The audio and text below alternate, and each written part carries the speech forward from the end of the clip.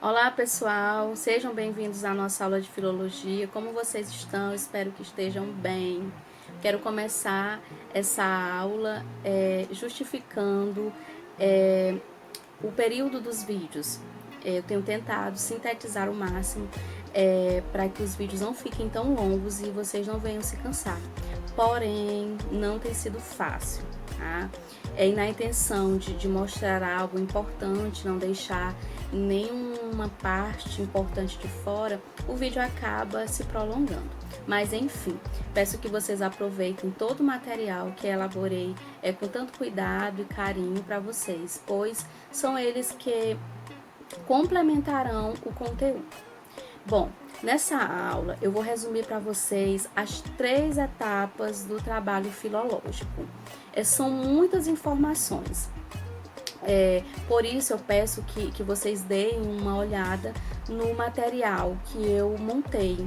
Eu montei um PDF desse assunto com fotos, não ficou tão bom, mas dá para vocês conhecerem melhor esse assunto, tá? E nele vocês verão exemplos enriquecedores.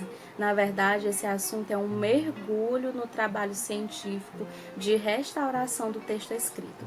Eu acredito e espero que depois dessa aula vocês olhem para os livros, e em especial os clássicos, com outros olhos. Então você que tem o seu livro, que tem o seu clássico, que tem a sua Bíblia, agradeça todos os dias aos anjos chamados filólogos que tiveram muito trabalho para que o texto escrito chegasse até nós como temos hoje. Gente, porque eu vou contar, o trabalho é minucioso, o trabalho é detalhado. Logicamente que não são todos os livros, tá, pessoal? É só os mais antigos mesmo. Porque hoje nós temos um trabalho filológico bem mais moderno, que se baseia pela última edição. E antigamente isso não acontecia. Todas as informações desse vídeo estão na nossa bibliografia básica, que vocês já conhecem. Então, o que vem a ser, de fato, o trabalho filológico? O objetivo do trabalho filológico é a reconstituição de um texto. Essa reconstituição pode acontecer de 2 formas, de forma total ou parcial. Esse trabalho ele se estende desde a crítica textual até as questões histórico-literárias, como a autoria, a autenticidade, a datação, etc. O trabalho filológico é feito em 3 etapas. Quais são essas etapas, professora? Que essas que eu vou apresentar a vocês. A primeira etapa é chamada de crítica textual, a segunda, crítica histórico-literária e a terceira, exegese do pormenor. E nós vamos falar da primeira fase agora, que é a crítica textual. Essa fase, ela tem por objetivo a reconstituição do texto, isto é, tentar emendar o texto para aproximá-lo ao máximo da forma que recebera do próprio autor. Vamos conhecer as fases dessa primeira etapa. Isso mesmo, porque cada etapa possui algumas fases. E dentro da etapa da crítica textual, nós temos a primeira fase, que é chamada retentio. Ela consiste no levantamento de todos os códices existentes de uma determinada obra a ser publicada. E o que é o códice? É o texto manuscrito, geralmente antigo, grafado em papiro ou pergaminho. Essa fase, ela poderia levar a vários resultados, como encontrar um manuscrito único ou vários manuscritos de um mesmo autor, ou ainda várias edições.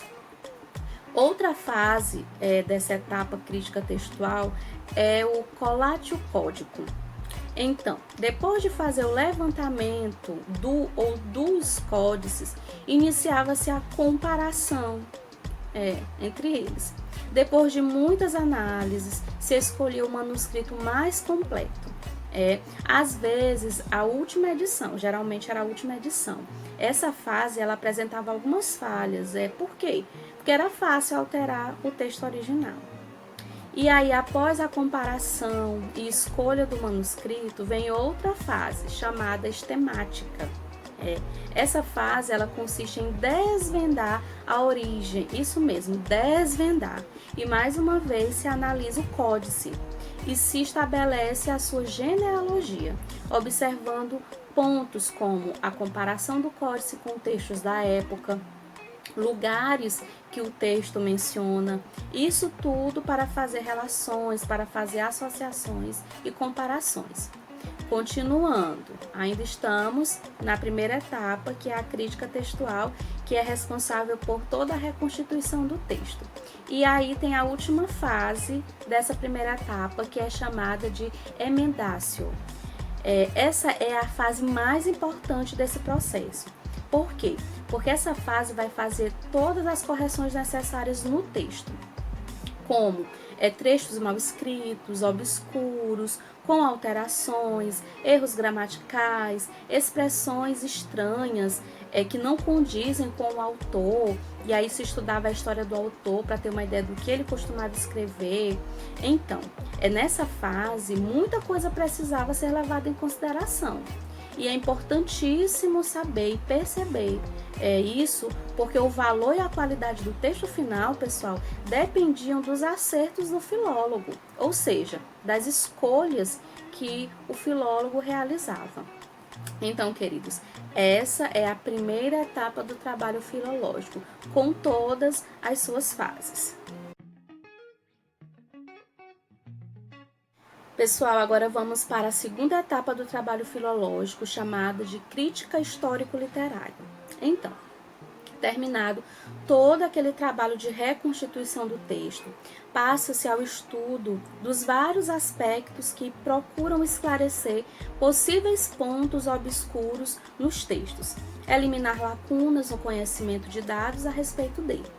Nessa etapa também são usados os critérios externos, sobretudo citações, alusões, referências, etc. A crítica histórico-literária ela aborda os itens que eu mostrarei para vocês agora. Primeiro, a autenticidade. A autenticidade diz respeito à autoria do texto, que se dirá autêntico se realmente for do autor ao qual se atribui. E como saber se aquele manuscrito é realmente de determinado autor? Porque era muito comum a autoria dos manuscritos não ficar clara, não se saber quem escreveu. Nesse caso, cabe a quem? Ao filólogo a tarefa de resolver isso, podendo acontecer, gente, de o filólogo negar a autenticidade de certos documentos. Nessa segunda etapa, outra parte importante é a datação, que também é muito importante. É determinar a data, o ano, ou pelo menos a época em que o documento foi escrito, pode ser muito útil para a compreensão de seu conteúdo, de sua forma, finalidade e outros aspectos, já que um escrito, de uma forma ou de outra, é um reflexo de sua época. Outro fator importante, as fontes. Neste tópico, pesquisam-se as citações diretas e as indiretas, as alusões, os possíveis plágios, as imitações, em resumo, toda e qualquer influência de outros autores sobre o texto estão nessa parte. O conhecimento das fontes também pode facilitar a compreensão e o conteúdo do texto, e muitas vezes reconstituir parcialmente obras consideradas perdidas. Outro ponto nessa segunda etapa é as circunstâncias. No caso, são todas as variáveis que estão ao redor de algo.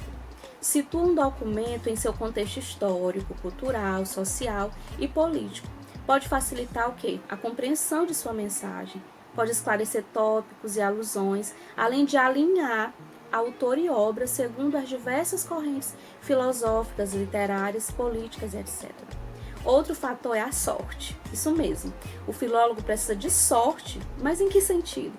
Neste item, o filólogo procura rastrear a sorte, boa ou má do documento. O êxito de um texto manuscrito se avalia pelo número de cópias, pelas citações, referências, estudos e alusões. Por exemplo, na tradição impressa, o êxito de uma obra se mede pelo quê? Pelo número de exemplares, de edições, reimpressões. Então, antigamente a sorte era encontrar uma obra com um grande número de códices. Ainda nessa segunda fase temos a unidade e a integridade. Em um manuscrito era possível acrescentar textos e também suprimir-lhe uma parte menor ou maior. Nesse sentido, o filólogo verifica a integridade da obra, isto é, se está inteira, íntegra e completa. Ligada à integridade está também a unidade da obra, que permite a eliminação de possíveis adulterações. Temos também a linguagem do texto. Do estudo da linguagem do documento, o filólogo pode colher muitas informações importantes para um conhecimento mais aprofundado do próprio texto. Por exemplo, em um texto pode-se perceber que seu autor era leitor assíduo de outro. Pode-se perceber também que certo autor imitou a forma de outro autor escrever. Olha que interessante. E ainda, dentro dessa etapa crítica histórico-comparativa, temos a avaliação crítica, que é o último passo desta etapa. Nela, o filólogo fará uma avaliação crítica final da obra sob dois aspectos: seu valor documental e seu valor literário. Como assim? Um texto pode não ser considerado literário, mas pode ter um grande valor para os estudos de uma língua. Outros apresentam tanto o valor literário quanto o histórico. E essa foi a segunda etapa do trabalho filológico. Ufa, pessoal! Chegamos à última etapa do trabalho filológico. A primeira é chamada de crítica textual, a segunda, crítica histórico-literária, e a terceira se chama exegese do pormenor. Completando o trabalho filológico, essa última etapa, ela procura estabelecer os detalhes, os pormenores que o leitor provavelmente não consiga entender claramente ou que precise de um aprofundamento maior. Para isso, aplicam-se os princípios da hermenêutica, a ciência da interpretação. A prática dessa ciência se dá o nome de exegese. A exegese do pormenor, ela busca o quê? Ela busca esclarecer as alusões, muitas vezes obscuras, verificando a autenticidade e a correção das citações, possíveis erros históricos, tentará ao menos explicar expressões típicas, tópicos obscuros devido a interpolações ou supressões. Pesquisará também a razão de aparentes ou reais incoerências do texto e outros problemas semelhantes. Esse trabalho exige do pesquisador muitos conhecimentos de ciências afins, bem como do contexto próximo e do remoto também. Nessa última fase, o trabalho do filólogo é concluído, restando agora o quê? A última etapa, que é a edição. Nessa etapa, o autor poderá publicar o seu trabalho. Dependendo de seus objetivos, poderá escolher o tipo de edição que lhe for mais conveniente. Vamos caracterizar as mais importantes, as edições mais importantes. Existe a edição crítica, existe a edição diplomática e a edição paleográfica. E existem outros tipos de edição também. Essas são as principais. Bom, caros acadêmicos, nesse vídeo vocês acompanharam o resumo do trabalho filológico, dividido em 3 etapas: crítica textual, crítica histórico-literária e exegese do pormenor. Cada uma dessas etapas possui algumas fases e itens que se completam. Espero que essa aula tenha ajudado na compreensão do magnífico trabalho do filólogo e de o quanto essas etapas contribuíram para conhecermos aspectos importantes da nossa língua e a relação também entre o latim e as línguas românicas. Agora, eu conto com vocês para juntos participarmos de um fórum de discussão que trará como assunto esse conteúdo. Participem, interajam, um abraço e até a próxima!